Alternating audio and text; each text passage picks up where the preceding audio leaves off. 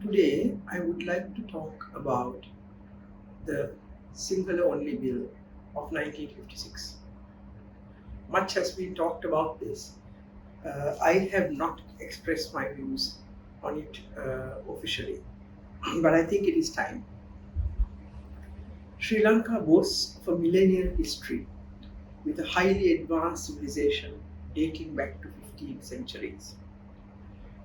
The king and peoples of our island nations evolved their unique culture, building some of the largest and the most resplendent cities of antiquity. The first kingdom, Anuradhapura, with its massive technologically advanced irrigation works, as well as the stunningly beautiful Dagabas, which were the largest and tallest brick structures in the world at that time, apart from two of Egypt's largest pyramids, bear witness to our ancient civilization.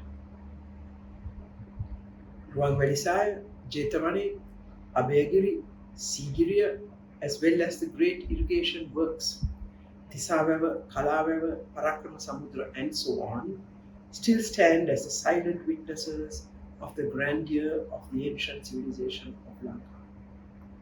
The language, literary and poetic works, the paintings and frescoes, the architecture are marvels that demonstrate the genius of the people of our small island nation. 2 millennia after the rise of this civilization, colonization by three European powers, lasting nearly 5 centuries, successfully destroyed the economic foundations of the country, together with its technology. The socio-cultural fabric that bound our peoples together into a sophisticated system of rural governance structures, operating effectively under a monarch who ruled over a strong and united kingdom, was torn asunder by the colonial powers. Whilst destroying the military power of the monarchy, the economy was decimated. Buddhist religious establishments, together with the educational institutions managed by the temples, were destroyed or weakened. Sinhala, the language of the people, from ancient times, was subjugated to the language of the colonists, first Portuguese, Dutch, and then English, which were in turn imposed upon the populace. In place of the Pirivana education carried out in Sinhala in the Buddhist temples, modern schools of the Western style were built to educate our children in English. This was great. It was a very successful development of colonization. However, the schools were situated only in urban areas and were mostly fee living, so that the education was limited to the children of the elite, whether they be Sinhala, Tamil, or Muslim, and the descendants of the colonial rulers. All administration was carried out in the English language. Thus evolved the Lankan elite class speaking English with all the socio-cultural practices of the Western colonial rulers and adopting their religions. The British rulers ensured the undying loyalty of the Lankan elite by means of their clever governance strategies.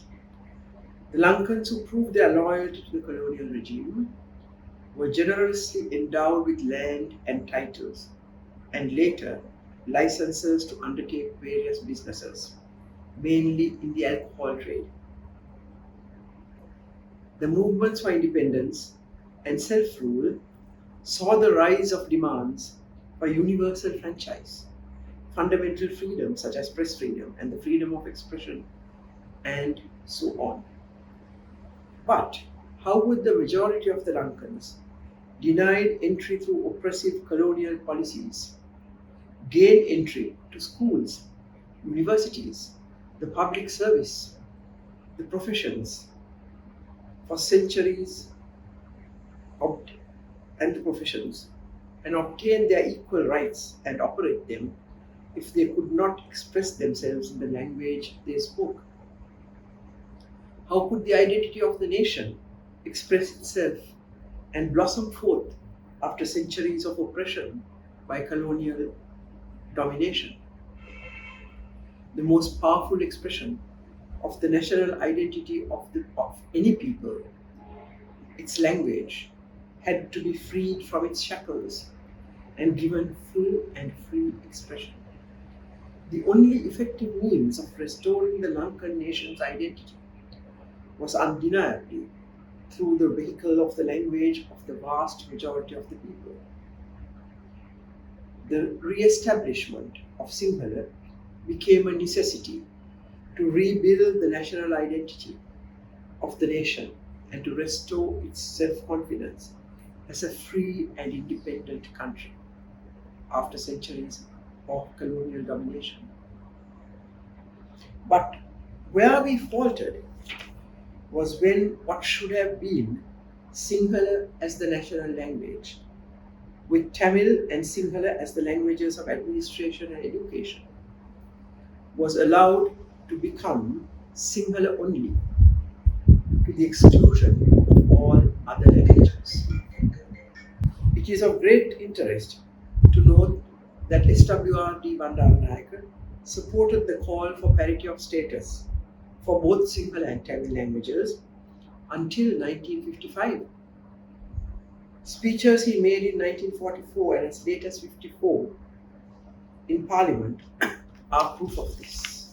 The coalition of political parties and groups hurriedly cobbled together for the parliamentary elections of 1956 also included Sinhala extremist groups.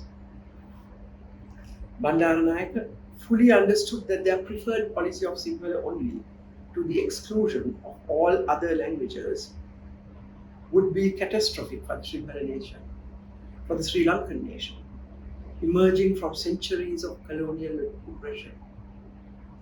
Bandaranaike therefore brought in the reasonable use of Tamil Bill in 1956-57 and the Bandaranaike-Cheruvanayake Pact, known as the BC Pact, in 58, soon after the Sinhala-only bill was ratified by Parliament in 1956.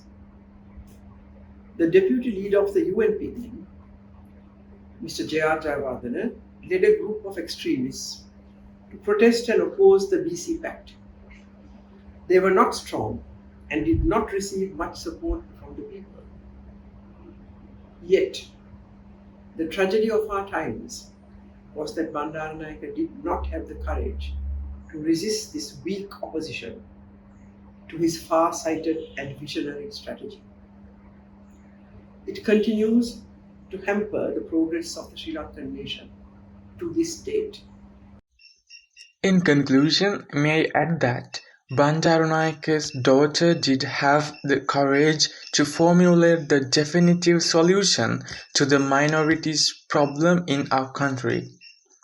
The new constitution of 2000, brought in under her presidency, is found to be the best resolution to the ethnic-religious issues continuously challenging lasting progress of independent Sri Lanka. CBK did not balk at climbing steep and slippery mountains, facing immense challenges, even near assassination, in her determined quest to rebuild a great Sri Lanka where unity in diversity would prevail for all its people. She worked tirelessly to win the support of more than 80% of her country. Yet, the greatest tragedy of our nation will remain forever, that this incredible visionary effort was thwarted by a handful of politicians of the opposition party led by their leader.